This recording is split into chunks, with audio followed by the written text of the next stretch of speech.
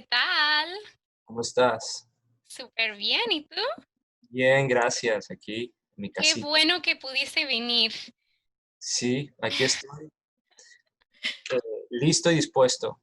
Muy bien. Bueno, Patricio, ¿quieres empezar contando un poquito de tu historia? Bueno, soy Patricio Maya Solís, escritor ecuatoriano-americano, doble pasaporte, escribo en inglés, escribo en español, nací en Ecuador y crecí en Estados Unidos. Vine a los 12 años, casi a los 13, y estudié literatura inglesa, pero nunca dejé de atrás el idioma español y ahora soy editor de una pequeña editorial en Los Ángeles. He, he hecho periodismo, Ujú. he hecho traducciones, ¿qué más? Juego tenis y pinto de vez en cuando, así que soy un tipo más bien normal en ese sentido. Me gusta el deporte, me gusta la literatura, me gusta el cine ¿Y y cómo se el llama tu empresa de publicación? 80 millas por hora. Muy El, bien, el número 80 MPH. perfecto. Sí, Luego podemos dejar un link abajo, ¿verdad? sí, claro que sí. Una pequeña historia, la empresa, la editorial, se llama 80 millas por hora porque ese es el título de mi primer libro de poesía. Entonces, es como que tomamos el título de ese libro para servir de escaparate a otra literatura, ¿no? A otra nueva literatura hispana y también europea y latina aquí. ¿Y ahora cuántos libros ya tienes publicados? ¿Míos propios o de la editorial? Bueno, primero propios y luego lo demás. Bueno, tengo dos libros. Tengo el de poesía, 80 millas por hora, y tengo un libro de ensayos en inglés, Walking Around with Fante and Bukowski. Mm, Y bueno, y tengo una novela que la tengo aquí, eh, A ver. se llama Too Much Sweetie, y es inédita, está en inglés, eh, y no ha salido todavía, pero estamos trabajando, tiene muchas ediciones y Mm. es un proceso largo, ¿sabes? ¿Y cómo es ese proceso? Quizás puedes comentar un poquito acerca del proceso de escribir y, no sé, ¿tú notas una diferencia entre todo lo que has escrito en Eh, el proceso, sí, digo? la primera novela fue muy autobiográfica, Ajá. ¿no? Muy autobiográfica, muy de experiencia propia, y mi Ujú, proceso es más que nada como, es cierto, la palabra no es muy bonita que se diga, pero es un proceso casi de sacarlo todo, de vomitar la historia, ¿no? ajá. Y queda un monstruo de manuscrito de unas, yo qué sé, 500 páginas. Yo soy ese tipo de escritor, ¿no? Hay otro tipo de escritores que son muy de ir puliendo poco a poco, ya casi como que salen listas las oraciones. Yo soy lo Ujú, contrario, como que saco todo y después que tengo un volumen amplio, lo empiezo a pulir. Y el proceso de edición es largo a veces, ¿no? Más largo que la escritura en sí. de verdad, ¿cómo cuánto tiempo tardas en editar un libro? En editar un libro, bueno, ese de Too Much Sweetie, que sí me tomó más o menos un año de ir y seguir, porque además uno no trabaja, cuando yo escribo un libro, trabajo 2, 3 horas al día, bastante, hay que ser muy disciplinado, porque escribir una novela es como como correr una maratón, se dice, ¿no? Sí. Entonces, pero en el proceso de edición eh, no soy tan prolijo en el sentido de que no trabajo a diario, entonces eso es otra, casi que funciona con otra parte de la cabeza, ¿no? Es como que entras con otra forma de ser. Mm.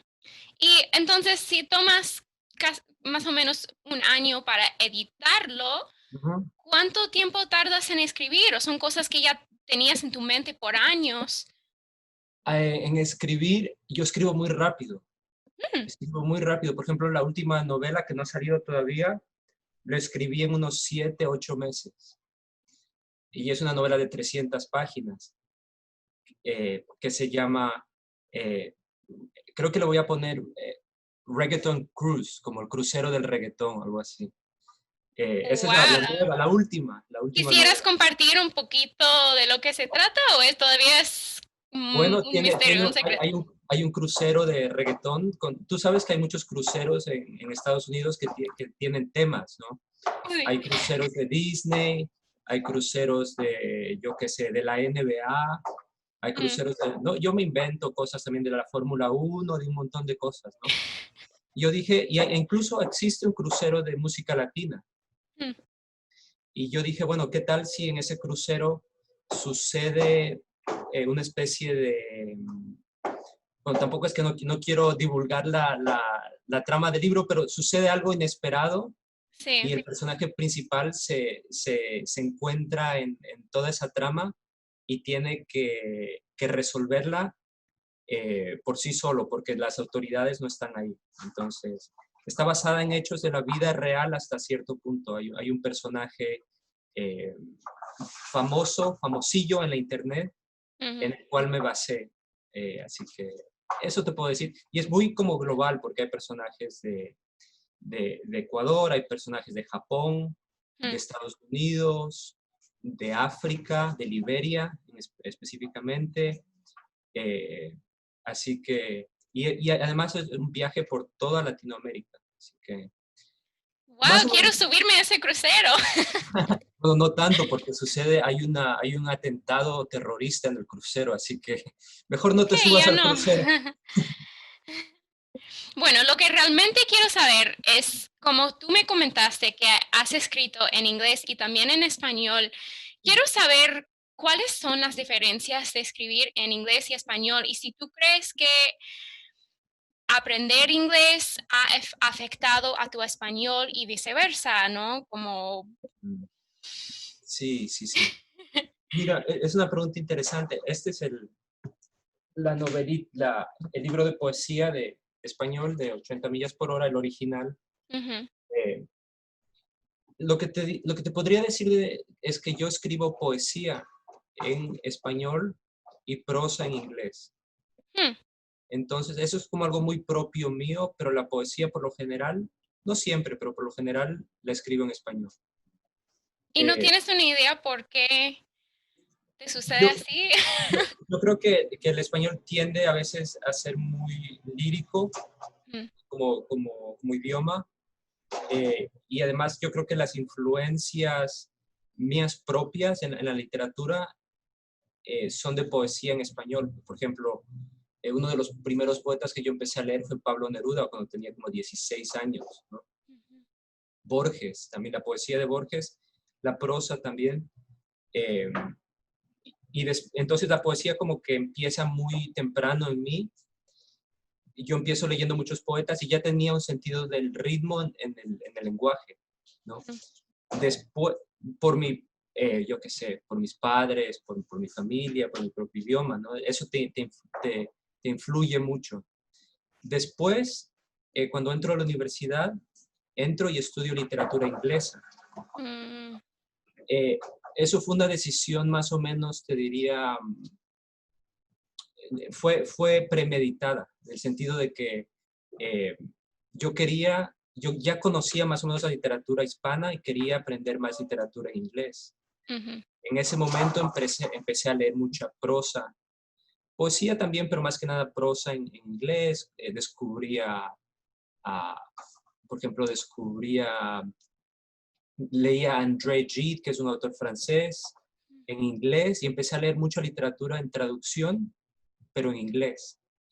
Eso fue, yo creo que de ahí, viene un poco de ahí, pero también viene un poco de que la poesía es como una expresión más íntima, ¿no? Más de la familia, de la lengua materna, ujú. y la prosa viene a ser como una especie de comunicación con la sociedad, y como yo vivo aquí, trato de más o menos comunicar mis ideas en el idioma del país, ¿no? Hmm. Pues algo ¿Y así. tú piensas que tú eres más estadounidense o más ecuatoriano? Yo creo que soy exactamente un ciudadano de la globalización actual. Okay. Es decir, por ejemplo, me siento muy cercano a, a los inmigrantes de India de la India e Inglaterra, por ponerte un ejemplo, Ujú, ¿no? A la gente de India e Inglaterra que habla inglés, perfecto, pero que tienen su bagaje cultural de su país de origen, ¿no? Yo me siento muy cercano a ellos, a todas las legiones de, yo que sé, de inmigrantes de Turquía en Alemania, ujú. eh, de los inmigrantes latinos en Estados Unidos. Entonces es como una especie de, yo te diría como una especie de país global de todos los inmigrantes del sur, ¿no? O del este, que vienen a las capitales, a los centros comerciales mundiales, la gran migración que se da en el siglo XX, ¿no? Ujú. A partir de los años 60, de los años 70, que el hemisferio sur emigra o migra hacia el hemisferio norte. Entonces yo me siento parte, ese es mi hogar, digamos, cultural, lo híbrido. Aquí en Los Ángeles, por ejemplo, yo vivo en Los Ángeles, me siento muy en casa en Koreatown, comiendo, yo qué sé, comiendo comida coreana. Para mí eso es una comida normal, ir a comer soft tofu, ¿no? El Ujú. tofu, la sopa de tofu que hacen en Corea. Eh, Cuando tú ves gente de todo el mundo, de África, de Centroamérica, de Ecuador, de México, la cultura mexicana como una especie de, es como la original de los inmigrantes en California y sobre eso venimos todos y logramos construir este nuevo país, más o menos. Bueno, migrantes mexicanos no tantos, porque ellos ya estaban ahí. Eso ya era México. Claro, ya Luego eso vuelve a ser Estados Unidos, ¿no? Estados Unidos era México hasta el Tratado de Guadalupe Hidalgo, Ujú. ¿verdad? Donde es una especie de transferencia más, no tan pacífica que se da. Pero bueno, esos son los migrantes que estaban aquí en esa época, en el siglo XIX, Mm, pero después se dan otras olas sí. de gente de México, algunos que vienen recién, ¿no? Hace 10 años, bueno, no es tan reciente, pero hay unos que van llegando y eso es como una especie de, eh, se renueva la cultura. Eso me gusta mucho. So, ¿tú crees que Sí, al tener contacto con tanta gente diferente, sobre todo de otros países hispanohablantes, sí. ¿tú crees que ha cambiado tu forma de hablar español?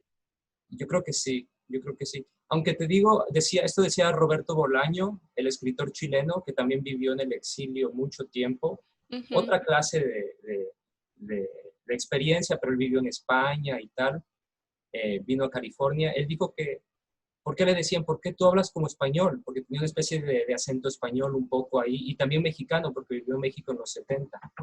Y en una entrevista, Bolaño dijo algo que me pareció que me pareció extremadamente interesante. Él dijo, sí, tal vez tengo un acento medio híbrido entre mexicano, español y chileno, pero cuando digo malas palabras, cuando me enojo, me sale el chileno completo. Y a mí me pasa algo totalmente igual, o sea, cuando estoy, yo qué sé, viendo un partido de fútbol, me sale el ecuatoriano profundo, ¿no? Y me Mm. salen los insultos ecuatorianos o incluso las palabras de alegría ecuatorianas. Entonces, cuando hay más intimidad o cuando la emoción es más profunda, siempre, casi siempre, voy hacia las palabras originales, ¿no? Eh, Muchas veces son malas palabras, a veces son palabras bonitas, pero están ahí. Mm, interesante. Porque, no sé, eso lo tendrías muy, muy dentro, ¿no?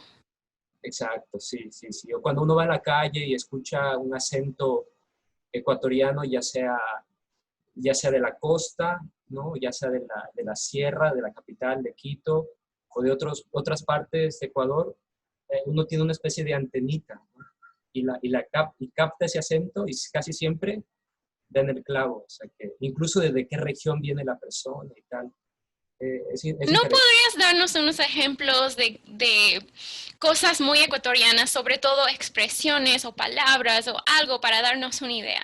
Sí, bueno, el español de Ecuador yo creo que tiende a ser uno de los españoles más claros de Latinoamérica.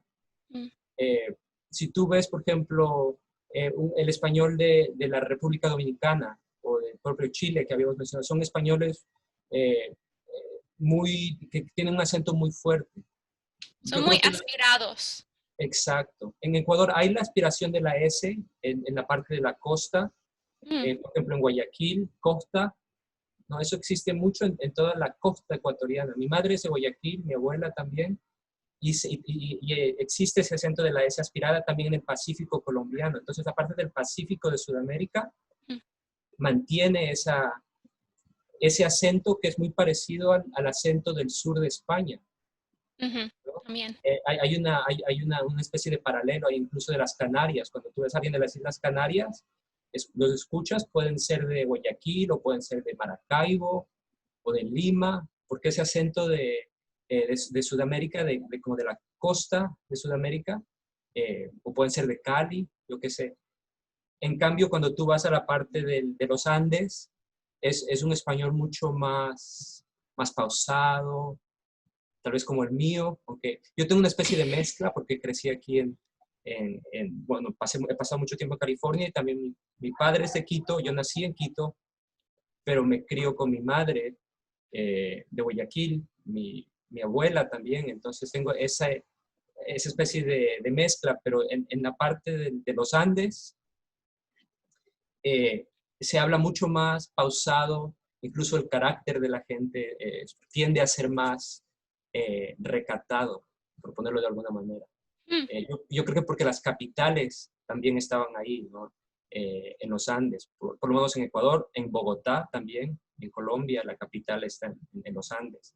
Eh, y sí, bueno, hay una influencia muy fuerte del quichua, que el quichua es una lengua hermana del quechua.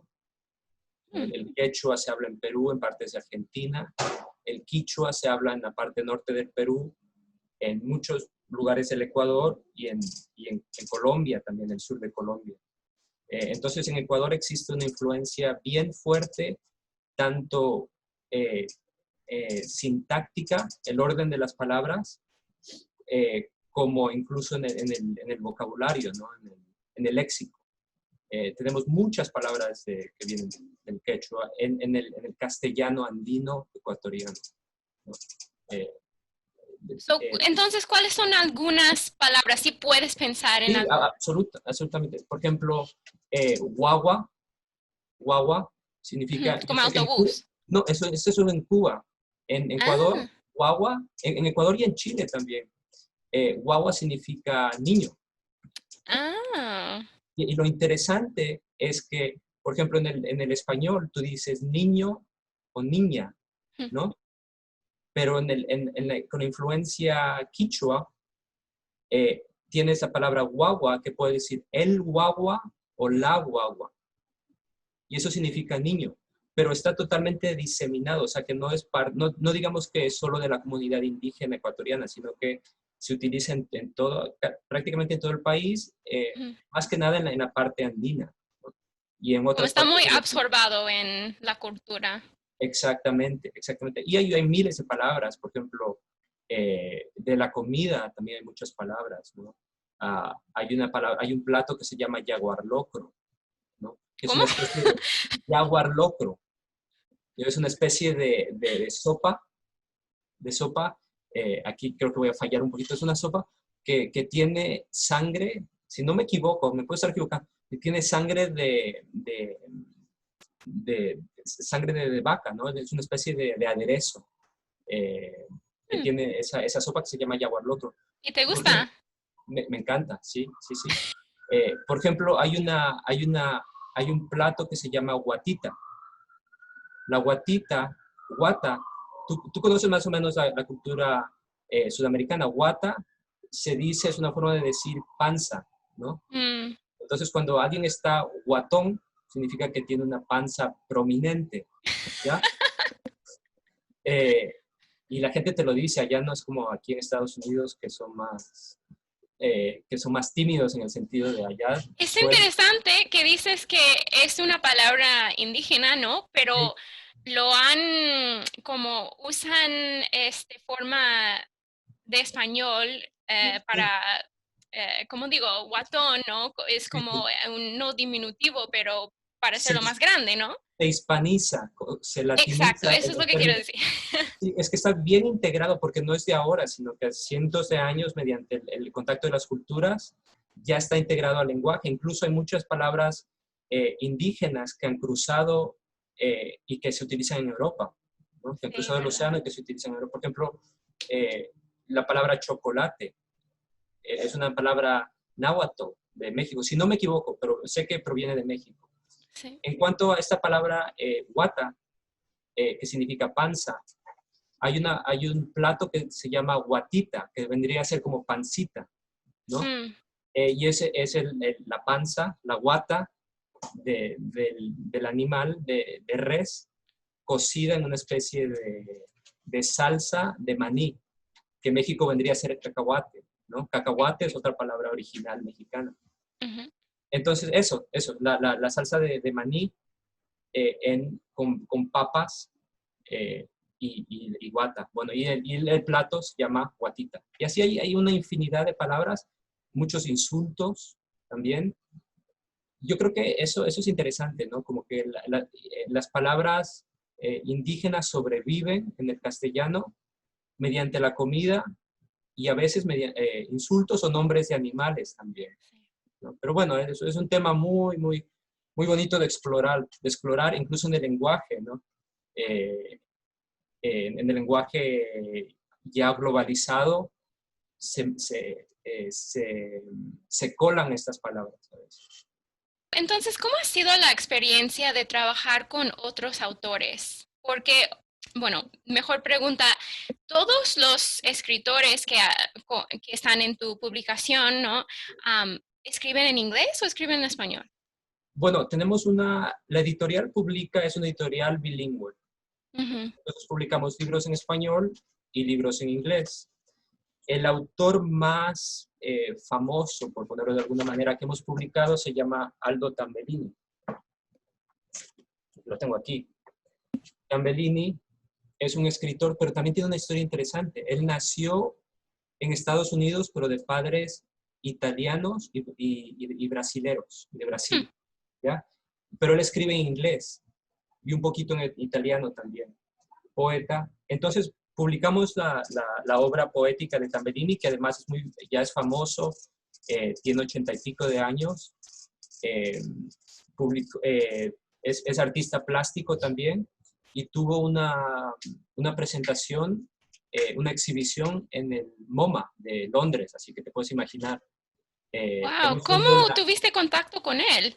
cuando yo estaba en la universidad, en la Universidad de Syracuse, haciendo mi maestría en el periodismo, escribí un ensayo acerca de él, un reportaje. Mm. Y él tenía como en esa época, tenía 79 años, ¿no? Eh, y fue como, hicimos clic inmediatamente, porque yo también venía con la poesía y con la experiencia de migrante y tal. Exacto, Eh, almas muy como gemelas casi, ¿no? Pero como que se conoce algo dentro de uno que es y parecido. los artistas, yo creo que los escritores y los artistas en general nos conocemos, es como que tenemos un olfato y decimos, ah, ya, este viene de ese submundo artístico, eh, inframundo artístico, ¿no? Entonces, Tambellini y yo nos reunimos en Boston y él me dijo, bueno, yo soy artista plástico, pero también escribo poesía. En esa época, yo también tenía unas conexiones aquí en Los Ángeles con Graydon Miller, que es un artista, que es escritor norteamericano, nacido en California, en Watsonville, pero vive en Guadalajara, en México, 10 años, ¿no? Mm. Durante esos 10 años aprende muy bien el español, además se casa con una mujer mexicana eh, y aprende el español muy bien y escribe una novela en español y otra ¿Cuál en estoy cuento. leyendo, no? Exactamente, la novela se llama Me impresiona, o sea, Mujeres con Navaja. pensar que ese señor era de hablante inglesa y luego aprendió español para escribir una novela en español. Es que Claro, es asombrante. y es increíble. Y además, este Graydon Miller publica mi primer libro, ¿no? Es como que nosotros hacemos una especie de cooperativa porque Exacto. todos somos como medios así outsiders, medio gente de afuera, ¿no? Que no publican en New Yorker ni nada de eso, sino que eh, tenemos estas editoriales indie en las cuales nos ayudamos, pero también somos muy, eh, somos muy duros con los otros. Por ejemplo, cuando Graydon Miller me da su manuscrito de la novela, yo la leo íntegra, palabra por palabra, y tenía algunos, obviamente, normal, algunos errores en el español, y yo se los corregía, y pasamos como 6 meses, pero muy fuertes. Él me daba el manuscrito, yo corregía el manuscrito, se lo devolvía y tal. Con Tambellini, el poeta italoamericano, nos envió no te miento, como 1000 poemas escritos durante 80 y pico años de vida, ¿no? Nunca había publicado un libro de poesía. Eh, y entonces fue una cosa de escoger la antología de Tambellini, que es una antología más o menos grande, pero no tiene ni la mitad de los poemas que nos envió Aldo Tambellini. Y también hemos trabajado con poetas de España. Fuimos a España a presentar hicimos una antología bilingüe en la cual estaba Miller, estaba Tambellini, estaba yo, Oscar Noviembre, un muy buen poeta joven español, eh, estaba Astra Loren, que también es de California, norteamericana, Juan David Castilla de Colombia, Billy López de Colombia. Es decir, como que nos hemos reunido entre un montón de escritores en 80 millas por hora de la editorial para, no sé, para comunicar este movimiento de literatura Es como que actual. estás creando una comunidad, ¿no? Sí, Y eso es lo que yo quiero hacer también, crear una comunidad alrededor de todo lo que tiene que ver con español y la gente que se apasiona por el español y las culturas y todo eso. Así que es increíble o sea, yo siento también la pasión tuya por el español, es muy fuerte, ¿no? O sea, como que te abre puertas a experimentar el mundo de una manera totalmente diferente. exacto, exacto. Bueno, sí, como digo, si me puedes mandar información Sí, acerca de tu empresa y así que la gente puede aprender más y quizás explorar uno de los libros que has publicado, sí, ¿no? claro que sí. Y además quiero decirte a ti y a tus YouTube fans que, que bueno, que a los primeros 3 comentarios en tu página de YouTube que digan la palabra 80 millas por hora, les vamos a regalar eh, una copia del libro, mejor dicho, les vamos a regalar un audiolibro de Mujeres con Navajas, que es lo que estamos promoviendo en este momento, ¿no? El audiolibro de la novela Mujeres con Navajas, que es una novela social eh, que está muy acorde al momento histórico de Estados Unidos, es lo que te puedo decir. Así que hacemos esa contribución para tus oyentes, Wow. 3 audiolibros.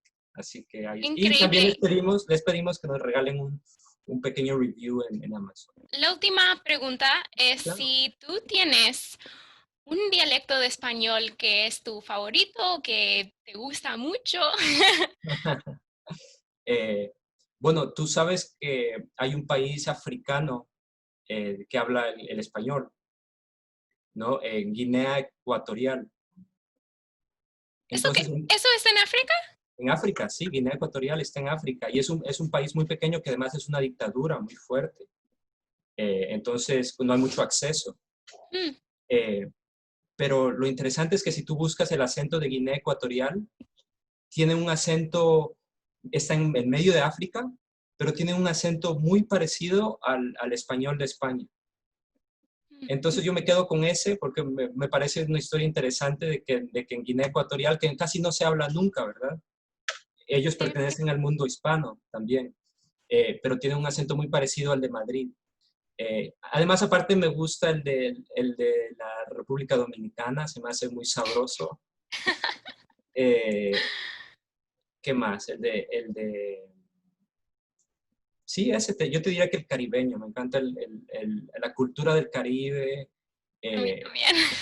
y eso Es de como muy vivo, como muy muy... vivo, Puerto Rico, además hay un montón de literatura increíble, Cuba con su música. Eh, para mí, yo te diría que culturalmente el centro de Latinoamérica está en el Caribe. De música, literatura, de todo. Hay muchos centros, hay epicentros culturales, pero el Caribe me encanta.